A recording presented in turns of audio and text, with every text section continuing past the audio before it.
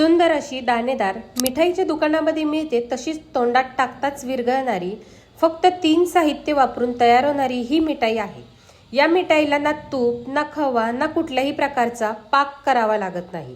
अगदी 2 ते 3 साहित्यामध्ये तयार होते। अगदी कोणीही सहज बनवू शकेल इतकी सोपी ही मिठाई आहे। तर नमस्कार, मराठी स्वयंपाक मध्ये आज आपण रक्षाबंधन स्पेशल सुपर टेस्टी मिठाई बनवणार आहोत, ज्याला आपण कलाकंद सुद्धा म्हणतो। अगदी पहिल्यांदा जरी बनवत असाल तर सहज बनेल इतकी सोपी ही रेसिपी आहे। चला तर मग लगेचच रेसिपीला सुरुवात करूया। तर आता आपल्याला हे कलाकंद करण्यासाठी कुठल्याही प्रकारचा दुधाचा वापर करायचा नाही। तर मी या ठिकाणी 1 कप मिल्क पावडर घेतलेली आहे, जी आपली रेग्युलरची मिल्क पावडर असती तीच मी या ठिकाणी 1 कप मिल्क पावडर घेतलेली आहे। आता ही मिल्क पावडर मी एका बाउल मध्ये काढून घेतली। त्यानंतर लगेचच आपल्याला अर्धा कप दूध घ्यायचे आहे। तर मी या ठिकाणी नॉर्मल टेम्परेचर वरचे दूध घेतलेले आहे। खूप जास्त गार घ्यायचे नाही किंवा गरम दूध आपल्याला या ठिकाणी वापरायचे नाही। गार दूध मी या ठिकाणी घेतलेले आहे।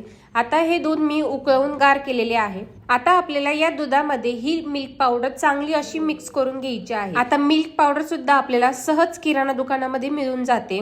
तर 1 कप मिल्क पावडर साठी मी या ठिकाणी अर्धा कप दूध घेतलेले आहे। मेजरमेंटने घ्या, म्हणजे तुमची ही कलाकंदची बर्फी आहे ती चुकणार नाही। आता आपल्याला या दुधामध्ये ज्या मिल्क पावडरच्या गाठी आहे त्या संपूर्णपणे मोडून घ्यायच्या आहे, जेणेकरून आपली जी कलाकंद होणार आहे ते छान असे दाणेदार झाले पाहिजे। तर हे बघा, मी सर्व या मिल्क पावडरच्या या दुधामध्ये सर्व गाठी मोडून घेतलेल्या आहेत, छान असे मिक्स करून घेतलेले आहे।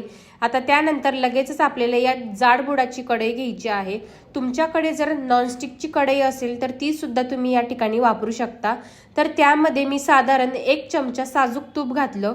तूप चांगले वितळून घेतले। लगेचच त्यामध्ये आपण जे मिक्स करून घेतलेले मिल्क पावडर आणि दुधाचे बॅटर होते ते घालायचे आणि आपल्याला मंद गॅसवर हे चांगले असे परतवत राहायचे किंवा मिक्स करत राहायचे। यावेळेस मात्र आपल्याला गॅसची फ्लेम ही कमीच ठेवायची आहे, मोठ्या गॅसवर हे आपल्याला परतवत राहायचे नाही। आणि हे मिश्रण आपल्याला दाटसर होईपर्यंत सतत हलवत राहायचे। तरी साधारण आपण हे मिश्रण साधारण 5 ते 10 मिनिट छान फेटून घेऊया। तर 2 ते 3 मिनिटांनंतर बघा, या मिश्रणाला थोडासा असा दाटसरपणा आलेला आहे, तुम्ही बघू शकता। आता आपण हे मिक्स करत असताना जे साईडला लागलेले जे मिश्रण आहे ते सुद्धा आपल्याला यामध्ये मिक्स करत जायचे आणि चांगले असे परतवत राहायचे। तरी साधारण हे अजून आपण 3 ते 4 मिनिट परतवून घेऊया। जोपर्यंत याचा छान असा गोळा तयार होत नाही तोपर्यंत आपल्याला हे मिश्रण छान असे परतवत राहायचे। बहुतेक वेळेस कलाकंद करण्यासाठी काही जण दुधाचा सुद्धा वापर केला जातो, पण दूध आटवण्यासाठी खूप जास्त वेळ लागतो, त्यामुळे मी या ठिकाणी मिल्क पावडरचा वापर केलेला आहे। मिल्क पावडरमुळे आपले जे कलाकंद आहे ते अगदी 10 ते 15 मिनिटांमध्ये तयार होते, त्यामुळे मिल्क पावडरचा वापर करा। आणि मिल्क पावडर वापरल्यामुळे आपण जे कलाकंद करत असतो ते छान असे दाणेदार होण्यास मदत होते।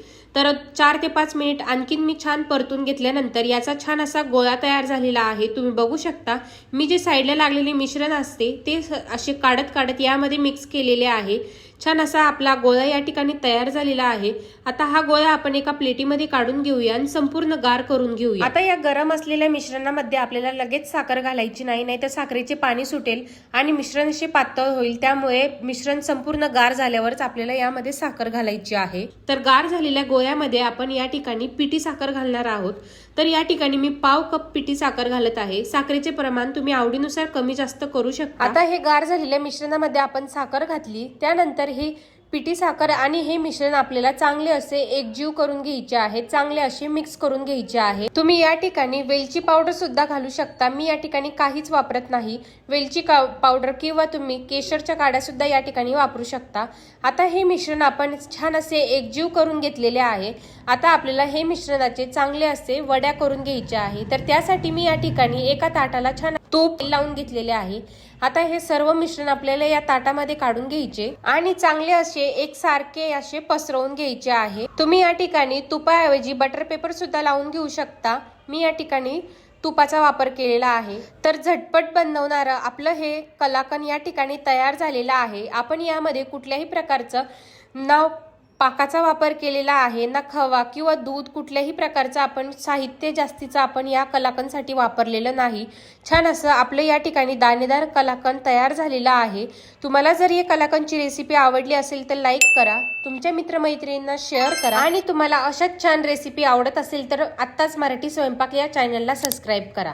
तर मला ही थोडी प्लेट मोठी झाली होती त्यामुळे मी छोट्या प्लेटीमध्ये हे सर्व मिश्रण काढून घेतले। तर बघा छान असे हे मिश्रण मी पसरवून घेतले। त्यावर आपण थोडेसे काजू बदाम घालू शकता, तुम्ही तुमच्या आवडीनुसार जे ड्रायफ्रूट तुम्ही आवडेल ते तुम्ही घालू शकता। तर हे बघा याच्या वड्या सुद्धा मी छान तयार करून घेतलेल्या आहे। छान असे दाणेदार आपले या ठिकाणी कलाकंद तयार झालेला आहे, तुम्ही बघू शकता। आपण या ठिकाणी फक्त 3 ते 4 साहित्यामध्ये हे कलाकंद तयार केलेलं आहे, तरी सुद्धा आपलं हे कलाकंद छान असं दाणेदार झालेलं आहे, तुम्ही बघू शकता।